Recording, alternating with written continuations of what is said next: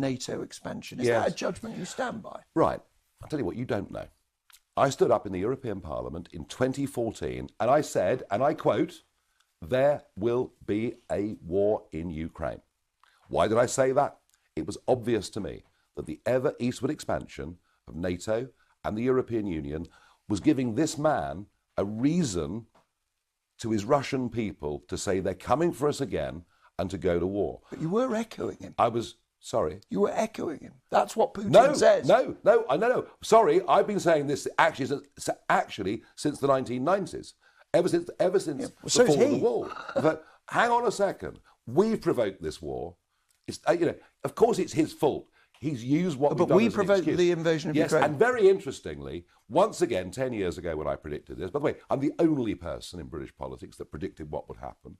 And of course, everyone said I was a pariah for daring to suggest it. George Robertson, former Labour cabinet minister, who went on to become the Secretary General of NATO, has in the last couple of weeks said the war is a direct result of EU expansionism. But I'm asking you about, because it's your judgment, you want to be Prime Minister. Let me ask you about someone else. My judgment has been way ahead of everybody else's in understanding this. This EU empire, ever seeking to expand, stated its territorial claim on the Ukraine some years ago.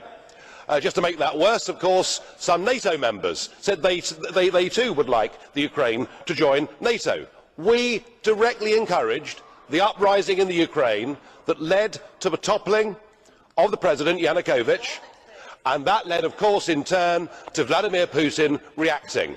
And the moral of the story is, if you poke the Russian bear with a stick, don't be surprised when he reacts. Now, just to continue with that, today we are rushing through an association agreement at undue speed with the Ukraine, and as we speak, there are NATO soldiers engaged in military exercises in the Ukraine. Have we taken leave of our senses? Do we actually want to have a war with Putin? Because if we do, we're certainly going about it the right way. Perhaps we ought to recognise that the West now faces the biggest threat and crisis to our way of life that we have seen for over 70 years.